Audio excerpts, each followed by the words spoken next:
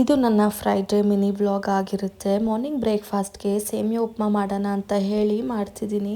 ಸೇಮಿಯಾ ಉಪ್ಮಾ 2 ರೀತಿ ಮಾಡ್ತಾರೆ. ಫಸ್ಟೇ ಬೇಯಿಸಿಟ್ಕೊಂಡು ಮಾಡ್ತಾರೆ, ಇಲ್ಲ ಅಂತಂದರೆ ಒಗ್ಗರಣೆ ಕೊಟ್ಟು ಅದಕ್ಕೆ ಬಿಸಿನೀರು ಹಾಕಿ ರೋಸ್ಟ್ ಮಾಡಿರೋ ಸೇಮಿಯಾನ ಮಿಕ್ಸ್ ಮಾಡ್ತಾರೆ. ನಾನು ಯಾಕೆ ಈ ರೀತಿ ಮಾಡ್ಕೊತಿದ್ದೀನಿ ಅಂದರೆ, ಪಾಪುಗೂ ಸಹ ನಾನು ಸಪ್ರೇಟಾಗಿ ಬೇಯಿಸಿರೋ ಸೇಮಿಯಾ ಇಟ್ಕೊಂಡ್ರೆ ಅವನಿಗೆ ಹಸಿಮೆಣ್ಸಿನ್ಕಾಯಿ ಎಲ್ಲ ಹಾಕ್ತಿರಂಗೆ ಹಾಗೆ ಮಾಡಿಕೊಡ್ಬೋದು ಅಂತ ಹೇಳಿ. ಮತ್ತು ಇನ್ನೊಂದು ಏನಂದರೆ, ವ್ಲಾಗ್ ಮಾಡೋದು ತುಂಬ ಕಮ್ಮಿ ಆಗಿಬಿಟ್ಟಿದೆ.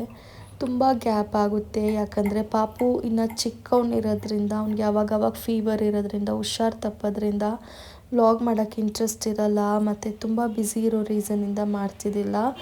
ಬಟ್ ಸ್ಟಿಲ್ ನಾನು ಗಿವ್ ಅಪ್ ಮಾಡ್ತಿಲ್ಲ. I will be doing on regular basis. ಇಲ್ಲಿ ನಾನು ಸೇಮಿಯಾ ಉಪ್ಪಿಟ್ಟಿಗೆ ಎಣ್ಣೆ, ತುಪ್ಪ ಮತ್ತು ಈರುಳ್ಳಿ, ಶುಂಠಿ ಬೆಳ್ಳುಳ್ಳಿ ಪೇಸ್ಟು, ಟೊಮ್ಯಾಟೊ, ಗೋಡಂಬಿ, ಹಸಿರು ಮೆಣಸಿನ್ಕಾಯಿ, ಅರಿಶಿನ ಪುಡಿ, ಉಪ್ಪು, ಹೇಗೆ ಚಿತ್ರಾನ್ನ ಮಾಡ್ಕೊತಿರೋ ಮಸಾಲೆ ಸೇಮ್ ಅದೇ ರೀತಿ ಮಾಡಿಕೊಂಡು ಈ ಥರ ಬೇಯಿಸಿಟ್ಟಿರೋ ಸೇಮಿಯಾನ ಹಾಕ್ಕೊಂಡಿದ್ದೀನಿ. ಸೇಮಿಯಾ ಸ್ವಲ್ಪ ಮುದ್ದೆ ಥರ ಆಗಿಬಿಟ್ಟಿದೆ. ನೆಕ್ಸ್ಟ್ ಟೈಮ್ ಬೆಟರಾಗಿ ಮಾಡಬೇಕು. ಬರೀ ಸೇಮಿಯಾ ತಿನ್ನೋಕ್ಕೆ ತುಂಬ ಬೋರ್ ಆಗುತ್ತೆ ಅಂತ ಹೇಳಿಬಿಟ್ಟು ಸ್ವೀಟ್ ಕಾರ್ನ್ ತಂದಿದ್ದೆ. ಸ್ವೀಟ್ ಕಾರ್ನ್ ಮತ್ತು ಸ್ವೀಟ್ ಪೊಟ್ಯಾಟೊ. ಯೂಶ್ವಲಿ ನಾನು ಸ್ವೀಟ್ ಪೊಟ್ಯಾಟೊ ಪಾಪುಗೆ ಬೇಯಿಸಿ ಕೊಡ್ತೀನಿ. ಇನ್ನು ಹಾಫ್ ಇತ್ತು, ಕಂಟಿನ್ಯೂಸಾಗಿ ಕೊಡೋದು ಬೇಡ ಪಾಪುಗೆ ಅಂಥೇಳಿ ಮಿಕ್ಕಿರೋದನ್ನು ನಾವು ತಿಂದ್ರಿ. ಸ್ವೀಟ್ ಪೊಟ್ಯಾಟೊ ತುಂಬ ಅಂದರೆ ತುಂಬ ಫ್ರೆಶ್ ಆಗಿತ್ತು. ಈ ಥರ ಕಟ್ ಮಾಡ್ತಿದ್ರೆ ಹಾಲು ಬರ್ತಿತ್ತು. ಸೊ ಇದಕ್ಕೆ 1-2-3 ವಿಸಲ್ ಕೊಟ್ಬಿಟ್ಟು, ಸ್ವೀಟ್ ಕಾರ್ನ್ ಹಾಗೆ ತಿಂದರೆ ಚೆನ್ನಾಗಿರಲ್ಲ ಅಂತ ಹೇಳಿ ನಾನು ಫುಲ್ ಅದನ್ನು ಸೀಡ್ಸ್ನ ಈ ಥರ ಕಟ್ ಮಾಡಿಕೊಂಡು ಅದಕ್ಕೆ ಸಾಲ್ಟು, ಪೆಪ್ಪರ್, ಖಾರದ ಪುಡಿ, ಬಟರ್ ಇದ್ದಿಲ್ಲ, ಆಪ್ಷನಲ್ ಅದು ಹಾಕ್ಕೊಬೋದು.